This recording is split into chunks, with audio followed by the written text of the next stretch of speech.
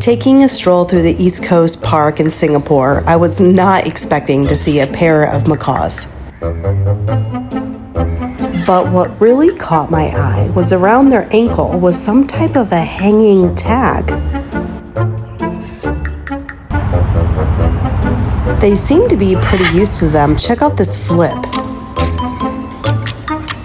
One more time in slow-mo.